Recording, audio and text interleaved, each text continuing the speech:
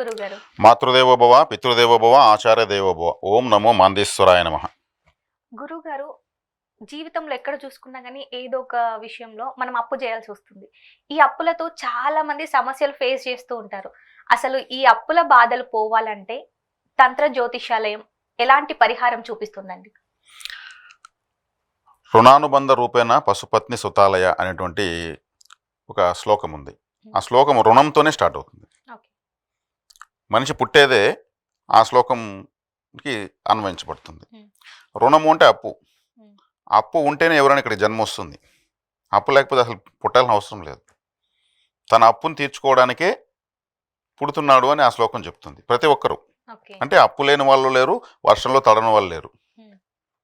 అంటే రుణానుబంధ రూపేణ అంటే ఈ రుణము అనేటువంటి ఒక బంధము అనేది ఇక్కడ ఉంది పెండింగ్. కాబట్టి పశు పత్ని సుతాలయ. పశు అంటే సంపద, పత్ని అంటే భార్య లేదా భర్త, సుతాలయ అంటే సుత అంటే పిల్లలు, ఆలయ అంటే బంధువులు, సమాజము. కాబట్టి ఈ ప్రతి ఒక్కరు రుణగ్రస్తులే. ఎవరి రూపంలో ఎవరికి. ఒక వ్యక్తి తన భార్యకి ఎంతవరకు అప్పున్నాడో అది ఎలా తీర్చాలనో అలా తీర్చడానికి ఆమెకు భర్త అవుతాడు.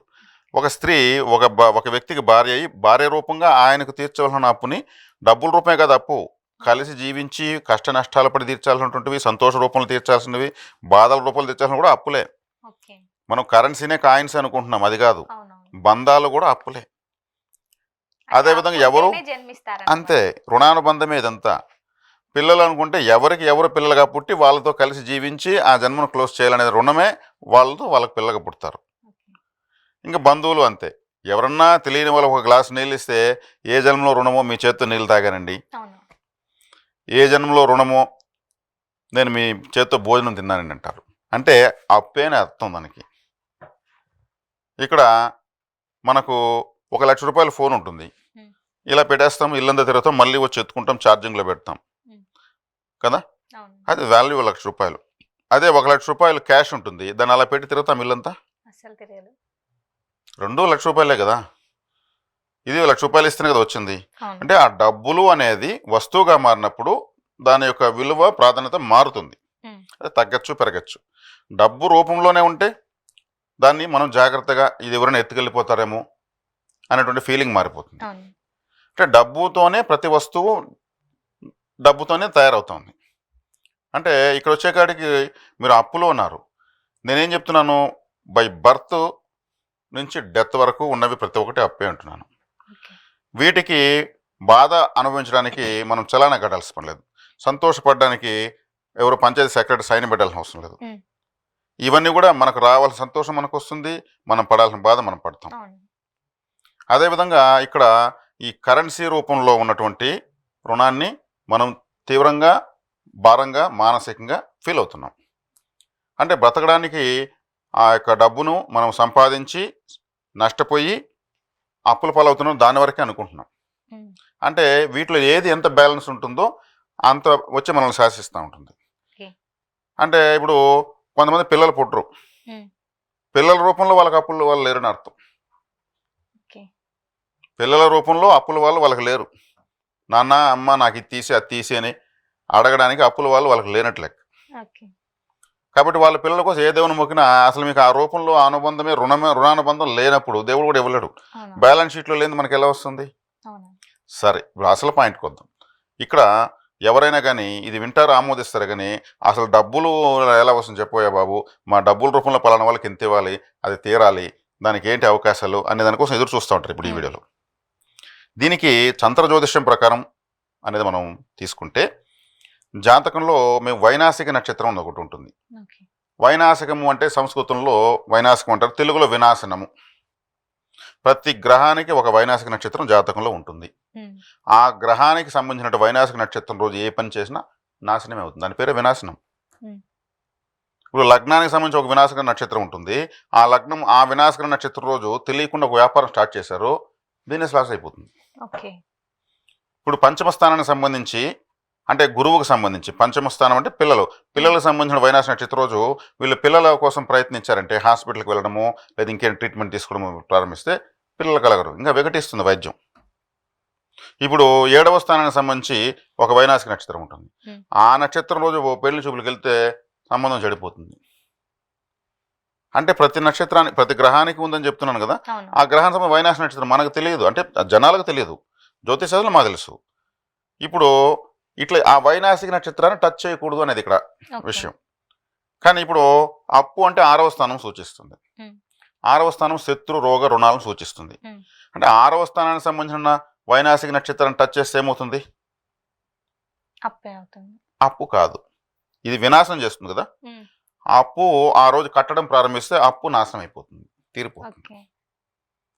ఈ ఒక్క 6వ స్థానానికి మనం సంబంధించిన వైనాసికాన్ని మాత్రమే పట్టించుకోవాలి, మిగిలిన వాటిని పట్టించుకోకూడదు. ఇదేం చేస్తుంది, ఆ రోజు అప్పు మనం ఒక 10 రూపాయలు 100 రూపాయలు 1000 రూపాయలు అప్పులు వాళ్ళకి ఫోన్పే అయినా చేసామనుకోండి, ఉమ్. అప్పు నాశనం చేస్తుంది కదా. ఇది వినాశక నక్షత్రమే కదా. ఉమ్. కాబట్టి ఏం చేస్తుంది, అప్పును నాశనం చేస్తుంది, తీర్చేస్తుంది. తీర్చే. వీళ్ళకి మార్గాలు పరిస్థితులు మారుతూ వస్తాయి. ఓకే. అదే నక్షత్రం రోగస్థానం కదా, అదే రోజు హాస్పిటల్కి ఒళ్ళు బాగాలేకపోతే అనారోగ్యంతో ఉంటే ఉమ్. రోగం నాశనం అయిపోతుంది. ఓకే. అదే రోజు ఆ నక్షత్రానికి సంబంధించిన రోజు తద్దేవత, ఆ నక్షత్రానికి ఒక అధిదేవత ఉంటుంది, అధిదేవత దగ్గరికి వెళ్ళి శత్రువుల పేర్లు చెప్పి ప్రార్థన చేసి శత్రువులు నాశనం అయిపోతారు. ఓకే. సింపుల్. దీనికోసం ఏదో చండీ హోమాలు, ప్రత్యంగర హోమాలు, అర్ధరాత్రి అమావాస్య పూజలు ఇంత ఏమీ అవసరం లేదు. వినాశకర నక్షత్రం అంటే వినాశం చేయాల్సింది శత్రు రోగ రుణాలను వినాశం చేయాలి. ఓకే. ఈ వినాశనకరణ పనులు ఆ నక్షత్రం 27 days వన్స్ వస్తూనే ఉంటుంది. ఉమ్. అప్పుడు అప్పు కట్టడం అంటే 6 hours ఉంటుంది. ఒక నక్షత్రంలో ఒక పాదమే వస్తుంది. ఉమ్. ఆ పాదం అనేది 6 hours ఉంటుంది.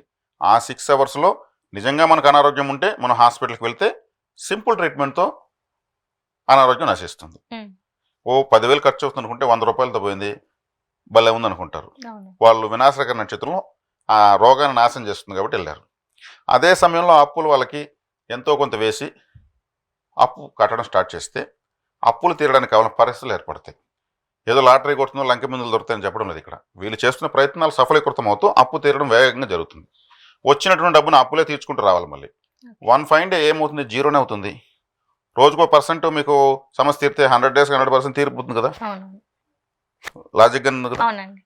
వారి అప్పు ఎంత ఉందో మనకు తెలియదు. ఉమ్. ఒక్కొక్కరికి అందరికి ఈక్వల్గా ఉండడం లేదు. తెలిసి ఉండొచ్చు, తెలియక ఉండొచ్చు. కొంతమంది తీసి అప్పులు చేసి జలసాలు చేస్తారు. ఉమ్. అయిపోయిన తర్వాత అడ్రస్ లేకుండా పరారైపోతారు. అర్థవంతమైన అప్పులు చేయాలి, ప్రకృతి కూడా సహకరిస్తుంది. ఓకే. బతకడం కోసం చేయాలి, ఖచ్చితమైన పనులు చేయాలి. కాబట్టి వాళ్ళకు కూడా బాగా ప్రకృతి కూడా సహకరిస్తుంది. ఈ వినాశకర నక్షత్రం రోజు అప్పు తీర్చడం ప్రారంభిస్తే అప్పు నశించిపోతుంది, నాశనం అయిపోతుంది. ఓకే. శత్రువులు నశించాలంటే నిజంగా మీకు చెడ్డ చేసిన వాళ్ళు అయ్యి ఉండి అప్పుడు దేవత దగ్గరికి వెళ్ళి, అమ్మ నన్ను వీళ్ళు ఇబ్బంది పెడుతున్నారు, ఉమ్. నువ్వే వాళ్ళకి సరైన పరిష్కారం ఇవ్వాలి. లేదా స్వామి ఏదైనా దేవత అయితే శత్రువు నశిస్తాడు. ఓకే. శత్రు రోగ రుణాలు నశింపజేసేదానికి 6వ స్థానానికి సంబంధించినటువంటి వైనాసిక నక్షత్ర పాదంలో ఈ 3 చేస్తే నశిస్తుంది. ఓకే. అదేవిధంగా అభిజిత్ అనేది ఒక నక్షత్రం ఉంటుంది. ఉమ్. అభిజిత్ ముహూర్తం అది ఒకటి ఉంటుంది. అంటే 6వ స్థానానికి సంబంధించిన అభిజిత్ ముహూర్తం ఒకటి ఉంటుంది. 48 minutes మాత్రమే వస్తుంది. అది ఓకే. 48 నిమిషాలు మాత్రమే. ఉమ్.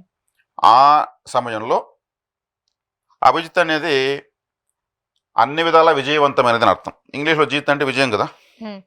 అభిజిత్ అంటే అన్ని రకాలుగా విజయవంతమైనటువంటి సమయం. విజయవంతమైన. దాంట్లో రావుకాలం పనిచేయదు, యమగండం పనిచేయదు, దుర్ముహూర్తం పనిచేయదు, వర్జ్యం పనిచేయదు, ఏవి పనిచేయదు. అన్ని విధాలా చాలా శక్తివంతమైన సమయం 48 నిమిషాలు మాత్రమే. ఆ సమయంలో శివారాధన లేదు, వాళ్లకు కొన్ని దేవతలు ఉంటారు వాళ్ళ జాతకరీత్యా, ఉమ్. అది మాకు ఐడెంటిఫై అవుతుంది. ఉమ్. ఏ దేవతను వీళ్ళు టచ్ చేస్తే ఈ సమయంలో వీళ్ళకు సమస్య తీరుతుంది. ఓకే. 48 minutes only. ఆ పదునైన టయాన్ని మేము పట్టిస్తాం. అప్పేగా తీరాలి, ఉమ్. దాన్ని దారి చూపించమని. ఓకే. దేవుడు ఎప్పుడు ట్రాఫిక్ పోలీస్ లాగానే ఉంటాడు. అవును. కరెక్ట్గా ప్రార్థిస్తే దారి చూపిస్తాడు, ఇలా వెళ్ళు సేఫ్ అవుతాం, అంతే కదా. అవును. కాబట్టి ఇక్కడ సరైనటువంటి 6వ స్థానానికి సంబంధించిన అభిజిత్ ముహూర్తము, 6వ స్థానానికి సంబంధించినటువంటి వైనాసిక నక్షత్రాన్ని పట్టుకుని తద్దేవతారాధన ఎలా చేయాలో మేము చెప్పిస్తాం. అంటే ఒకరికి వచ్చినటువంటి దేవత, ఒకరికి వచ్చినటువంటి సమయము ఇంకొకరికి రాదు. ఉమ్. ఇప్పుడు మీ వేలు ముద్ర ఉంటుంది, ఇంక ప్రపంచంలో ఎవరికి ఉండదు.